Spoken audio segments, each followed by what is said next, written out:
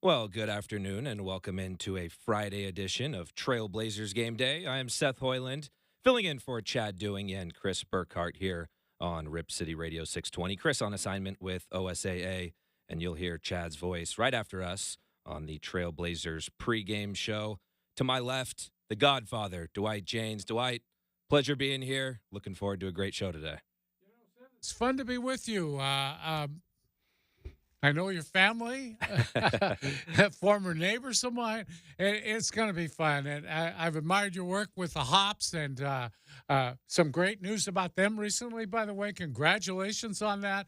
Looking forward to the show tonight, this one and the fifth quarter after the game. It's going to be a lot of fun tonight. Yeah, absolutely great news. The Hops getting full funding for a new ballpark Oh, over there, man. announced just today. So great work to the whole team over there. But our game tonight, Houston and Portland at Moda Center, 7 o'clock tip. The Rockets and Blazers squaring off for the second time here in 2024. The Rockets 27 and 35 on the year, just 6 and 24 away from home.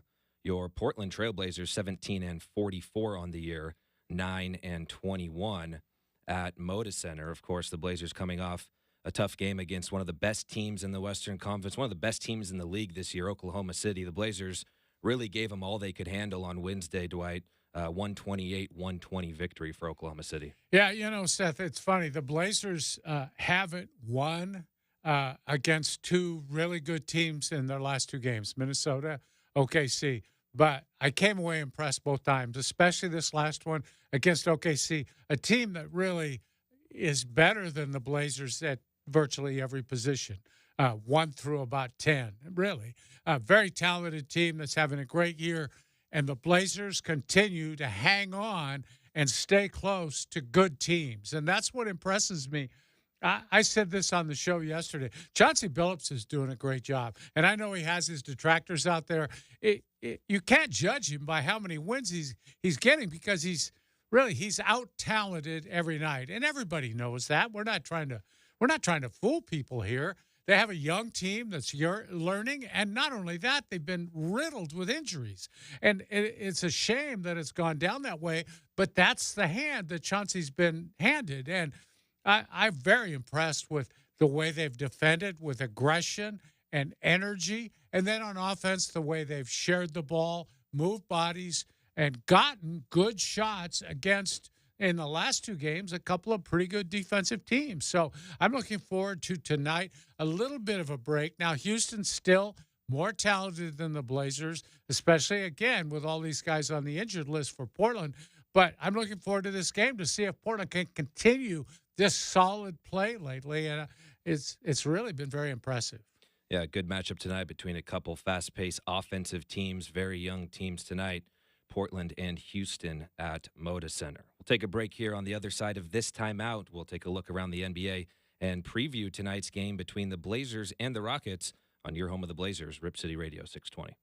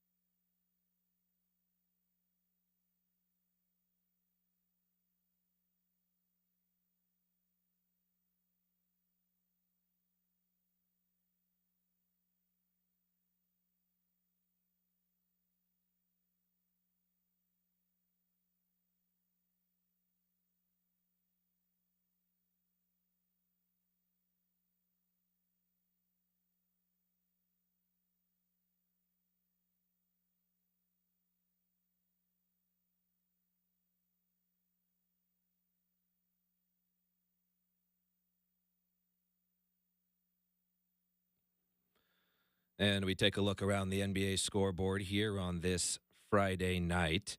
A couple games going on currently. We have New Orleans taking control against the 76ers, a 50-20 lead for the Pelicans, 6:15 to go in the first half of that ball game. The only other game in the second quarter right now is in our nation's capital.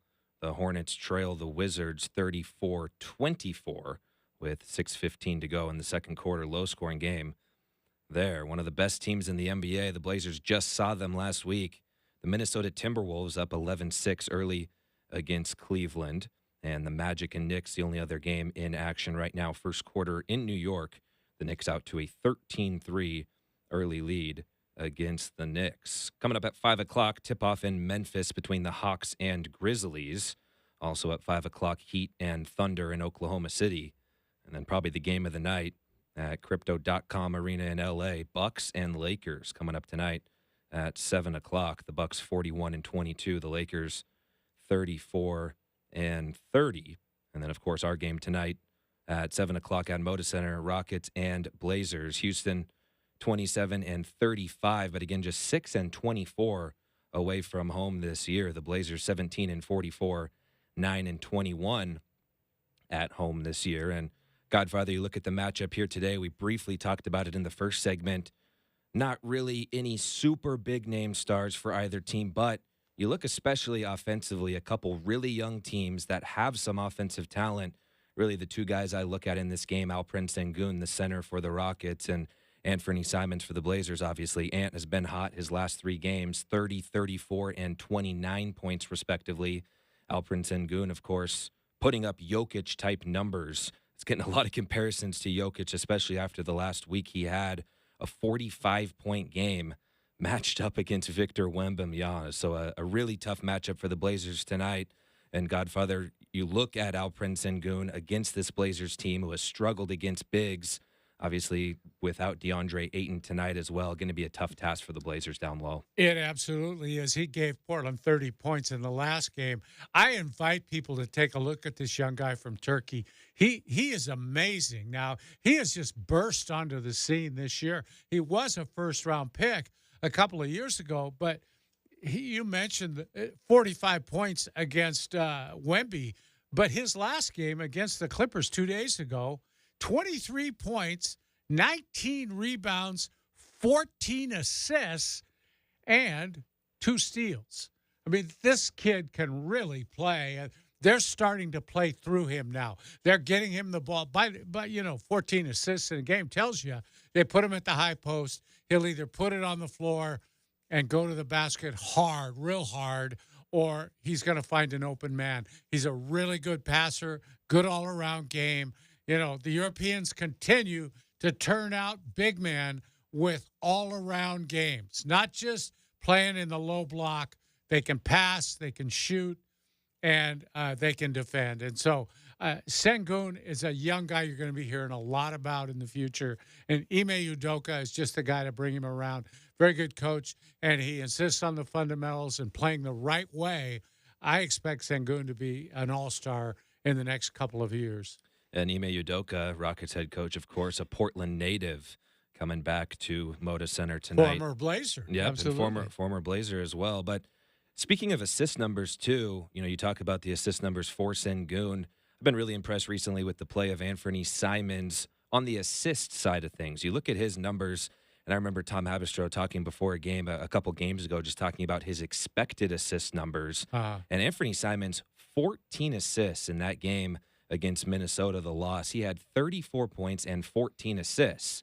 And really love to see those assist numbers starting to go up for Ant. Of course, you think about it, and he's being double, triple teamed. When you look at the rest of the players out there on the floor, the Blazers don't have a ton of threats, especially when Jeremy Grant is missing a lot of time. DeAndre Ayton is missing a lot of time. These teams are really able to focus just on Ant, and so he's been able to facilitate a lot. But those big assist games, 8, 7, and 14 in 3 consecutive games for Anthony Simons. Yeah, and don't forget, that expected assist category that Haberstroh talks about, that's a real thing because you can't get an assist unless the guy makes the shot. And he is not exactly surrounded with sharpshooters on this team. They've got some streaky shooters, but I would say on average, he's not throwing to a lot of big-time three-point shooters particularly. So any assist totals he gets in double figures are special, I think, on this team. So, uh, yeah, I think he's really kind of rounding in, settling in to this position he's playing now where he's kind of a swing guard, a little bit at the point, a little bit at the off guard, and he's able to succeed at both spots. And you look at Ant over his last 3 games, 45, 43, and 40 minutes played. So he's been Yeah. on the floor a lot.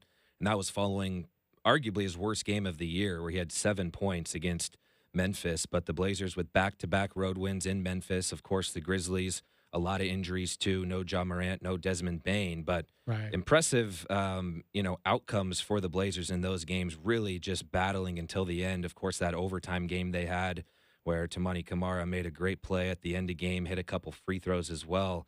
Was really impressed with those back-to-back wins on the road. Yeah, those were impressive. And again, it goes back to this team playing aggressive defense and then really unselfishly on offense. And that's very impressive. And I think, again, kudos to Chauncey Billups. Whatever he's trying to do, he's getting his message across, and these players are carrying it out the way he wants it done. And I think that's a very special thing given the roster he has to deal with right now. And after today, the Blazers have 20 games remaining in the 2024 season. Of course, looking at the end of this year, the Blazers last year in their final 20 games of the year were 4-16 to finish the year.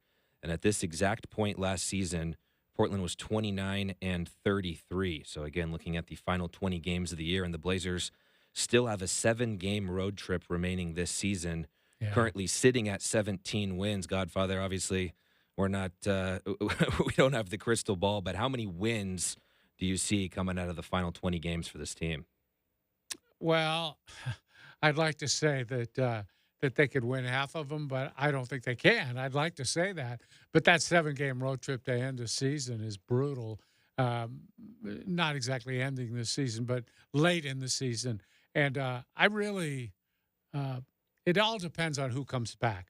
Look, if you can get a healthy Malcolm Brogdon back, if you can get Scoot back in the lineup, if you can get uh, your center Aiton back in the lineup, now we're talking about a whole different situation. And I think that would change things a lot in the expected win total. Yeah, and you look at the Blazers injury report. Obviously, that's been a key a key segment, unfortunately, for the Blazers all season long. And out tonight, Malcolm Brogdon, Shaden Sharp, and Robert Williams, obviously, out for the year. DeAndre Ayton and Scoot Henderson both listed as doubtful. Questionable Tamani Kamara, Jeremy Grant, and Jabari Walker. And it seems like that list just continues to grow game after some game. of those guys will play. I would think usually the questionable category is that final step toward getting out there and playing. It usually means we're going to take a look at these guys in pregame and see how they feel and how they look. And I would expect a couple of, I bet Walker plays. Wouldn't surprise me at all, but we'll see. Yeah, they're going to need him down low, especially against Sengun. Also, Jabari Smith Jr. down low for the Rockets. Well, the Blazers looking to break their 8-game home losing streak here tonight. Blazers and Rockets coming up at 7 o'clock. And on the other side of this break, we will talk about the Blazers star rookie Scoot Henderson on What's the Scoot coming up on the Trailblazers pregame show, 620 Rip City Radio.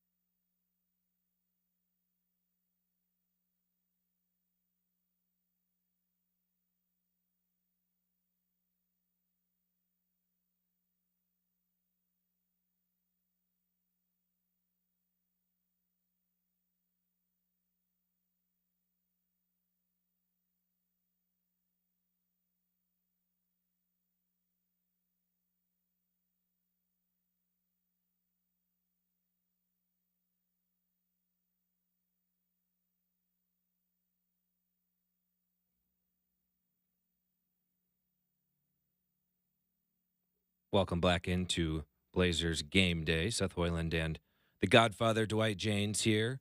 What's the scoot? Talk about Scoot Henderson, Blazers star rookie, of course, the number 3 overall pick in the 2023 draft. Godfather Scoot Henderson obviously started off this year a little bit slow from the field, some tough scoring games, but you really see you look at his game logs and you can see where the confidence started to grow for him. He had a really nice stretch there in January. You don't see many rookies taking 31 shot attempts in a game. Yeah. And love to see that. And really, you look at, Scoot, obviously, he's been hurt. The last game he played was February the 15th against Minnesota, 31 minutes in that game, 15 points and 4 assists. Before that, again, 9 assists in back-to-back games for Scoot. And really, I talked about it last time I was on. You look at his shooting percentage, he's shooting 37%. Obviously, that's not ideal. But for me, if the biggest concern is his shooting, that's a good sign. That's something that, players, as they play in this league and get older and get more mature, that's fixable. The other things are not. And I think, the intangibles, the things that Scoot has, the energy, what he brings to this team, if the biggest concern is his shooting, in my eyes, that's a very good sign. And that's what I would mark as kind of the biggest, room for improvement in his game. Again, he's been out since the 15th with injury, listed as doubtful today. Probably expect him to play at some point this weekend. We'll wait for an updated injury report. But, Godfather, what have you seen from Scoot Henderson this year? Well, Seth, I agree with you. I think the shooting part of it is the least of their worries. And I'll tell you one thing that people have pointed out to me is that most of these guys who study statistics and do statistical analysis in the NBA think he's going to be a good shooter because he's been a terrific free throw shooter for most of the season. Like lately, big time free throw shooter. And the people who study these things tell you that people who shoot free throws well eventually turn into good three-point shooters. It's just something that follows. If you've got the form, if you're locked in at the foul line, you'll just be able to move it out to the three-point line and shoot well from there. And that's a very good sign because if he can make threes, all of a sudden his speed and ability to get to the bucket in a straight line is going to be much improved because you have to respect him a little tighter out there at the three-point line. Yeah, and I think Scoot earlier this year had the longest made free throw streak in the entire NBA. Mm-hmm. And again, you look at that as a sign of aggressiveness, Scoot getting into the lane, being able to get to the free throw line. You look at his turnovers and fouls are probably a little bit higher than you would like. But again, to me, that's a sign of being aggressive. And really, I thought he's been good defensively. Of course, the biggest knock on Dame when he was here was that he didn't play defense. Same thing with CJ. So if you can find a guard that really is buying in on the defensive end, of course, you have Matisse Thybulle. But Scoot Henderson defensively, I think, has looked up to speed. Yeah, his defense has been better than advertised, I would say. And I think, too, that his ability to get to the basket is going to get better and better and better. He is quick, and he gets the shot away inside, and he also is able at the last second to make good decisions at the basket, dish it off to open people when bigs come to block his shot. I think it's all encouraging for him, and he's escaped what really I think was a disappointing beginning to the season, unless you look back and realize he was 19 years old then. And trust me, that G League experience isn't all that it's cracked up to be. It's a big, big difference from playing in the NBA.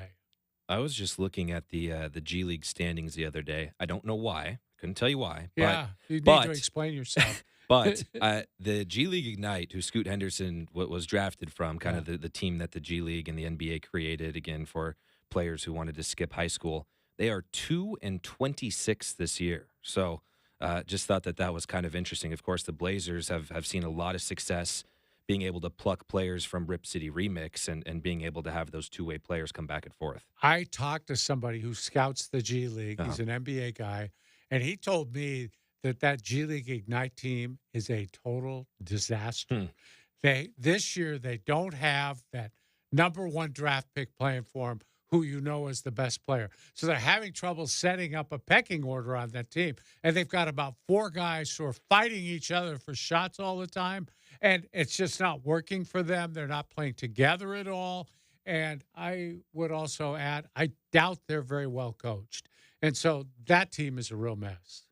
Scoot Henderson again listed as doubtful today with a left adductor strain, and I think Blazer fans are seeing adductor strains in their nightmares. Of course, This one's lasted it's longer. popped It's up a been couple times. almost a month with him now on this one. So Scoot Henderson, 13 points a game, 3 rebounds, 4.7 assists, shooting 37% from the field in his rookie season. Blazers and Rockets coming up tonight, 7 o'clock at Moda Center. And we'll take a break. On the other side of this timeout, we'll hear from Coach Chauncey Billups for his live pregame press conference at Moda Center.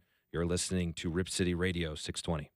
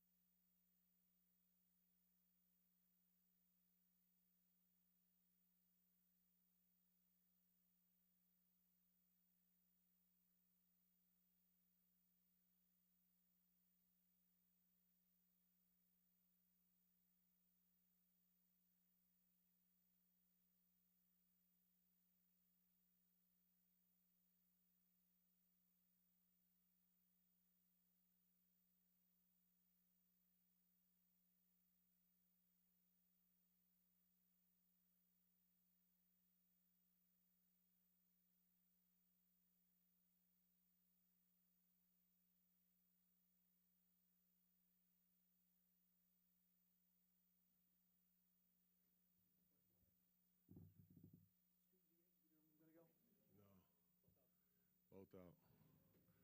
Yeah, they both out. Jeremy's out. Bari's out. Two's in. I think that's it. That's it, right? Yes. So are you going to start the same way without Jeremy? So who's starting for Jeremy? Is that two? Or? Two. Okay. Yeah, two. Two for Jeremy. Kind of a general question.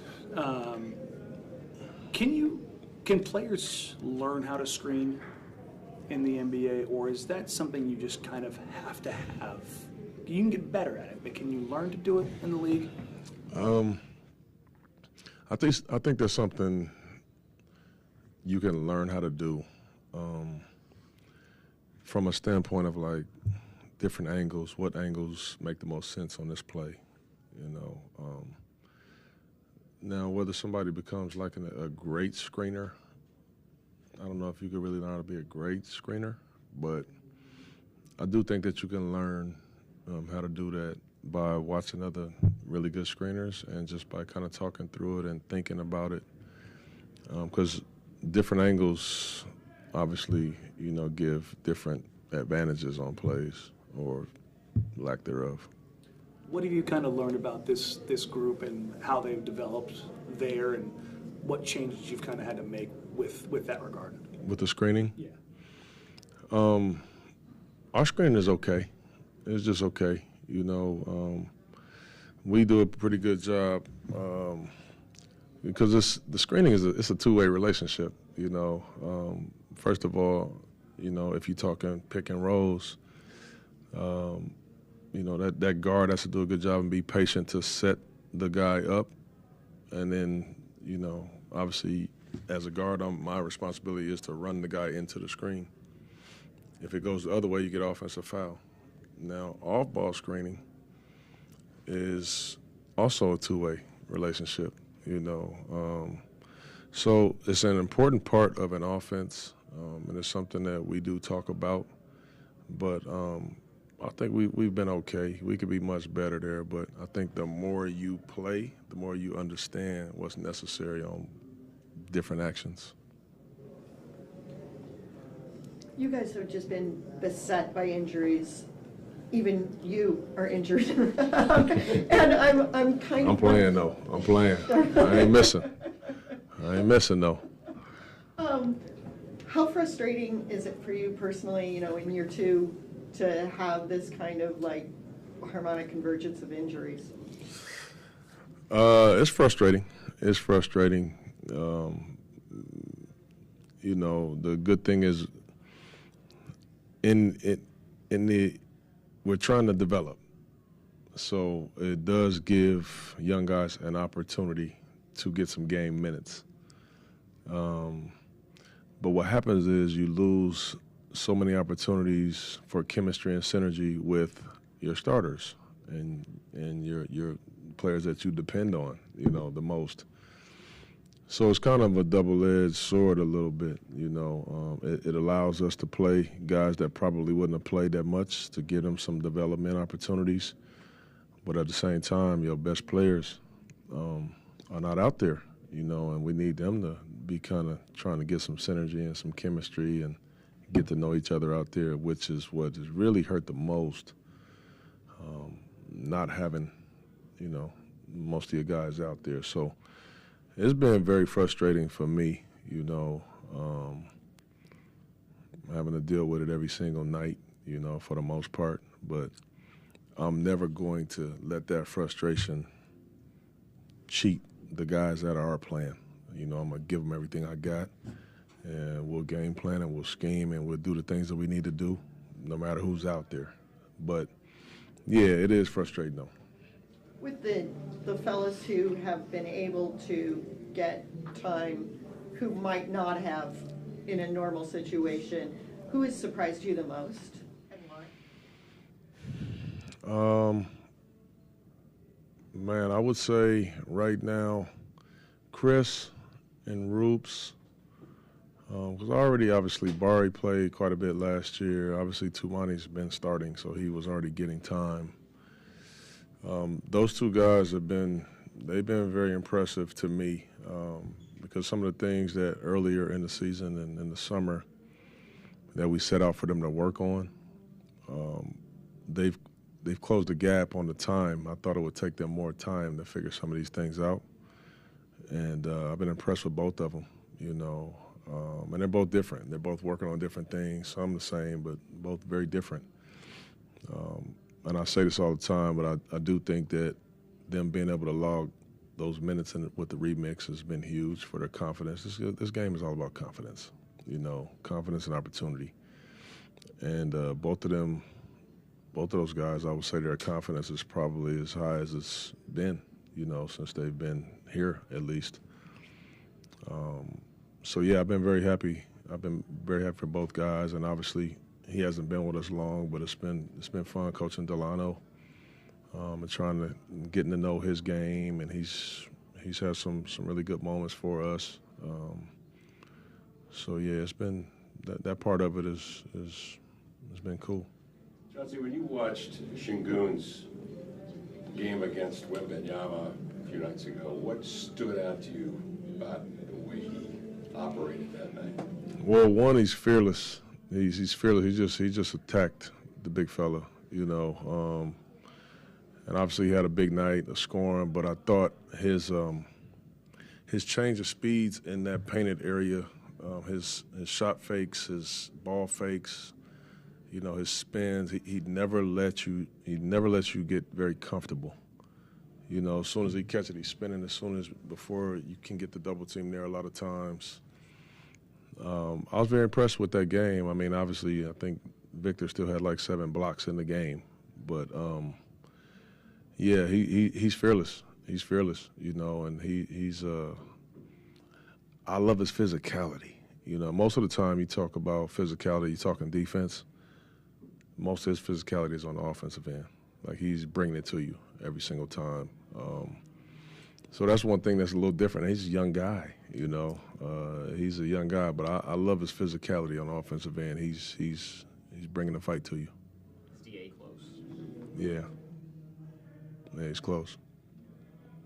He is. Thank you. Good? All right. And that Blazers head coach Chauncey Billups in his pregame press conference before the Trailblazers take on the Rockets at Moda Center, 7 o'clock tip.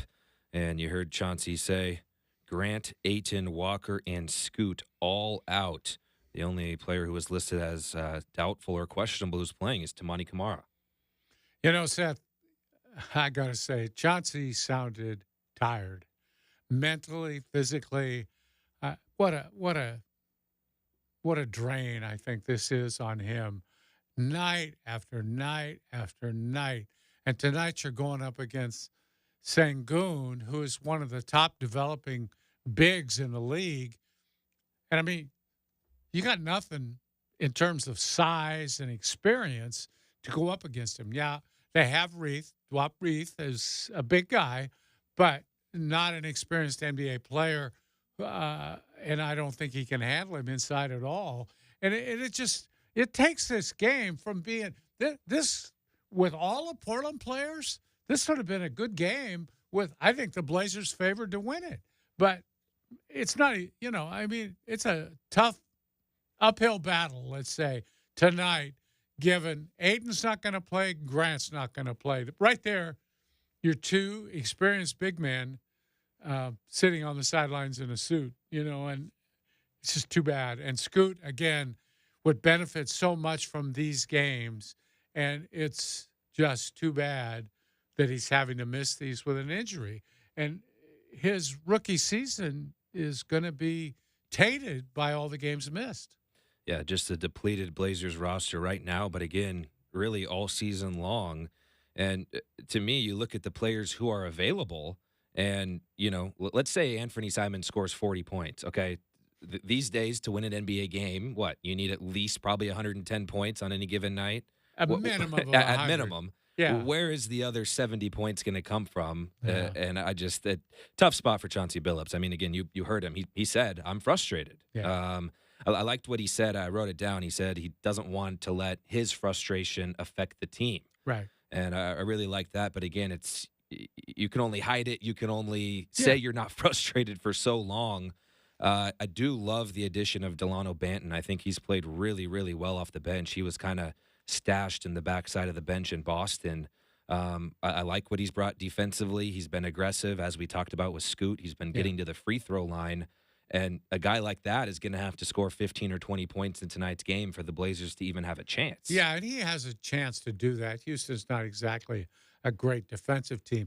I like Hagens, too. Those two players have really surprised me. Hagens, because he's more of a traditional point guard, not looking to score all the time, but he does a good job of setting other players up. He looks for Simons when he can, tries to find him off the ball. And I like what he's done. But, the fact is you can't expect players, of that limited experience to come in and stand up to the rigors of an NBA schedule because they're not accustomed to these games coming at them right and left and soon to be on the road for an extended period of time. It's going to be a difficult situation. And looking at the Blazers' defense this year, they've allowed the 6th most points per game to centers. So, again, talked a lot Yeah. about Sengun and his ability. Portland allowing almost 25 points per game to centers. And, again, going to be without 2 of their anchors down low, and Jabari Walker and DeAndre Ayton. Jeremy Grant, DeAndre Ayton, Jabari Walker, and Scoot Henderson all ruled out prior to tonight's game. Tamani Kamara with an illness will play. And Godfather, you touched on Dwap Reith a little bit. You mentioned, obviously, he's a big guy, not necessarily a big guy, though, who's going to be battling down low for rebounds. Right. You look at his rebound numbers, they're very low. He doesn't get a lot of rebounds for his size. And we've talked, you guys have talked about it a lot, but what a great story. I mean, it seems like he's an incredible young man, and he's really brought a lot to this Blazers team. Oh, yeah. Don't get me wrong about him. I think he'll be a rotation player for somebody in this league. I don't know who, maybe this team. I don't know.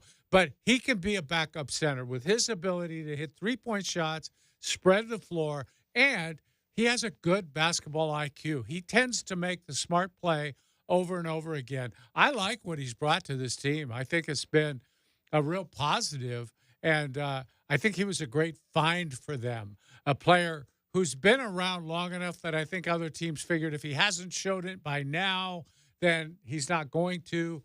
But he has played beyond expectations here for the Trailblazers. And have yet to see an official injury report from the Rockets, but the Blazers, again, will be very shorthanded against a young Houston team tonight at Moda Center. Blazers and Rockets coming up at 7 o'clock. We'll go over some Coors Light cold hard facts on the other side of this timeout. Seth Hoyland, Dwight James here on Rip City Radio 620.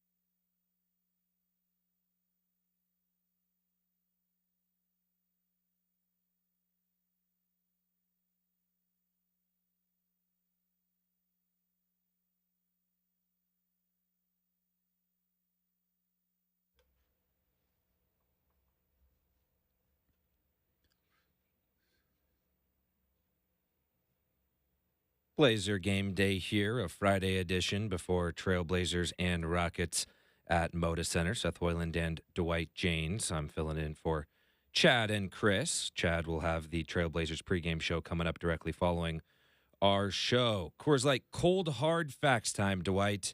I'll give you one to start.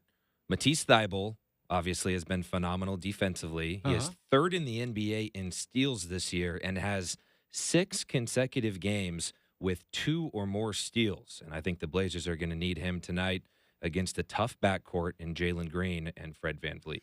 And really, I give Thybulle a lot of credit because he's not playing big minutes in a lot of nights. There have been games where he has, but for the most part, he's played bench minutes. And to rack up that number of steals is pretty impressive. I'll come right back at you with a cold, hard fact from the previous game these two teams played this year. That was the game, remember now, that Jeremy Grant banked in a 3 at the horn for the Blazers.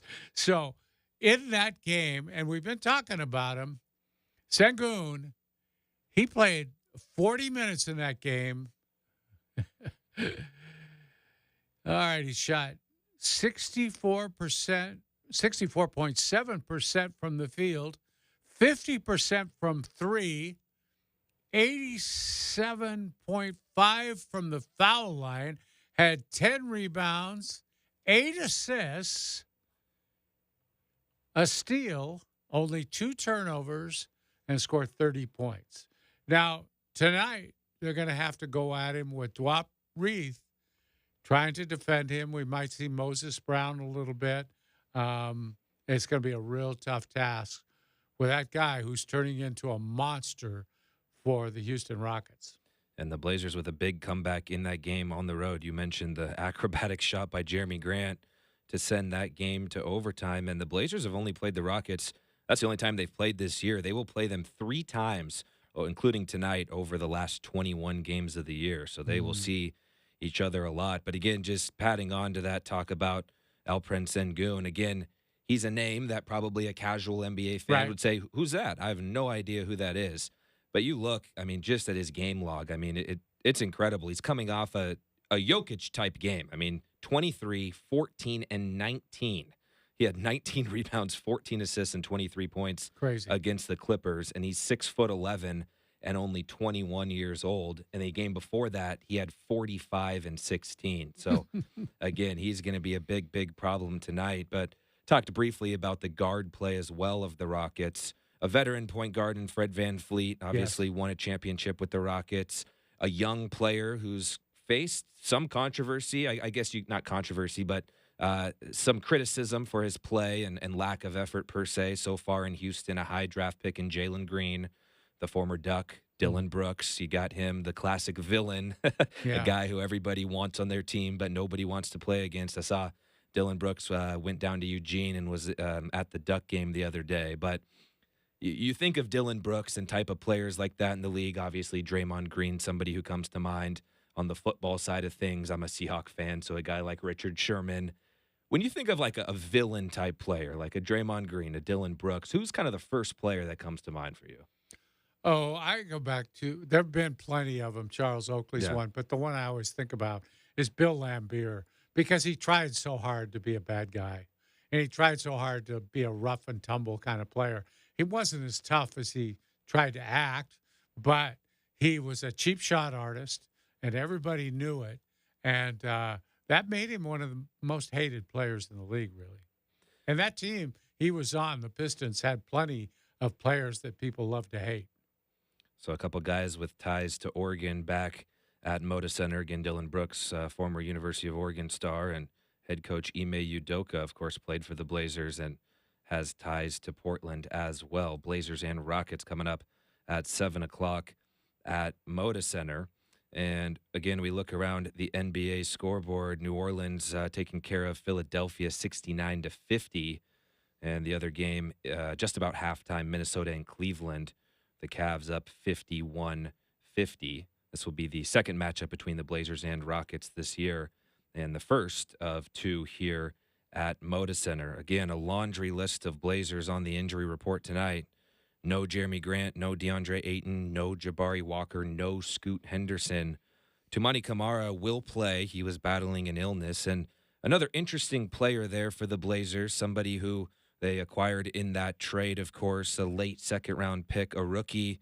Liked what I've seen from him so far this year on the defensive end of the floor. Again, you look at him, I think arguably the biggest concern is his shot, but he has really gotten better from the three-point line and has been able to give Chauncey Billups some really good minutes off the bench this year. Yeah, and again, a young player that you need to give him time. And the defense usually comes before the offense simply because there's so much effort involved in the defense, and anybody can play hard. Anybody can go out and play hard defensively. Offense takes a little more finesse, a little more IQ, a few more reps. It's difficult for shooters to kind of get their feet on the ground in the NBA because defenders come at you a lot quicker than they did in college or the G League or wherever else you were playing. By the way, I forgot to do this earlier, Seth. I meant to do a shout out. Mike James, the former Grant High School guard, became the highest career scorer, the most points ever of anyone in the EuroLeague. Yeah. That's a terrific honor because there have been a lot of good players play over there. And Mike, to his credit, has had some NBA time here and there. But, he always goes back there where he's making a good living, I'm sure. He's a premier player in the EuroLeague. Players can make some real money over there. And I think everybody in the PIL is proud of what he's done as a pro. He's a little bit undersized, but he's found his niche, and he's done a great job with it. Yeah, Mike James spent some time with the Brooklyn Nets. I know he was on a couple different teams here in the NBA Summer League, but I remember watching him a couple years back. It was probably 3 years ago now, 3 or 4 years ago, in the Portland Pro-Am. He scored 92 points in a game, again, against, a Pro-Am competition, but really impressive scorer and player. I saw that as well. That was very cool to see. Blazers and Rockets here, 7 o'clock tonight. It will be the second of a 6-game homestand here. First game of the homestand was on Wednesday. The Blazers fell to Oklahoma City by 8 points. Again, the Blazers very shorthanded in that game. Saturday will be Toronto here at Moda Center, and then Boston, Atlanta, and New York. A couple West or Eastern Conference opponents to close out that homestand. And really, again, you look at those 6 teams, and no easy game in there. I mean, all of those teams, even you look at a Toronto team, you look at their record, they're 15 games under 500, a team like Atlanta who's struggling without Trae Young.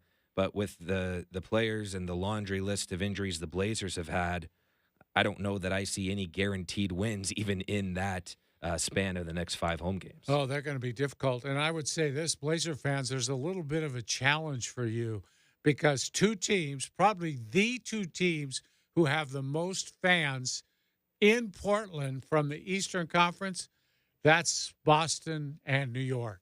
They always bring out a lot of people with their uniforms on. Celtic fans are everywhere, and there's a lot of Knicks fans, particularly in a season where the Knicks are playing well.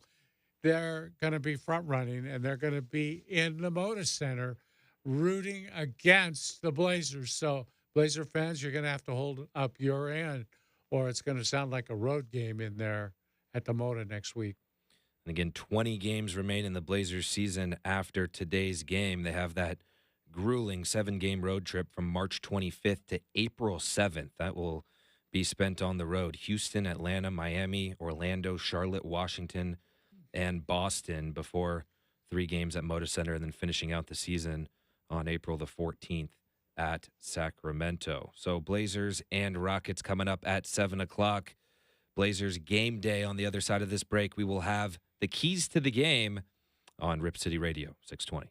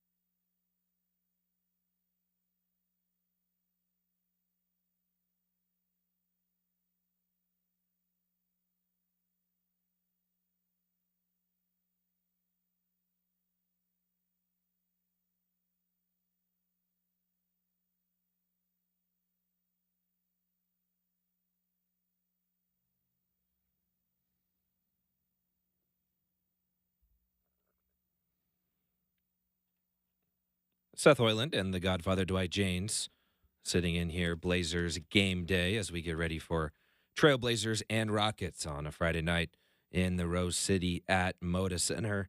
And Godfather, we've talked a lot about Alperen Sengun in this pregame show.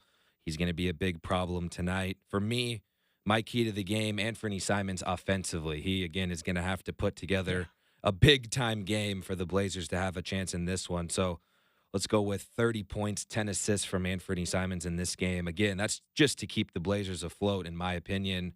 And I think he has a chance to have a good scoring game as he's followed up multiple 30-point games. Yeah.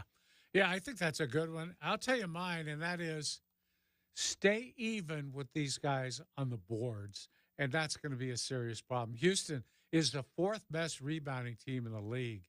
They hit the boards with aggression, and they often run out off rebounds. So protect yourself against their transition game by doing a good job on the boards at both ends of the floor. And that would be one of several keys to the game that the Blazers need to do to stay with the Rockets tonight. And again, the Blazers, Grant, Ayton, Walker, and Scoot Henderson all ruled out.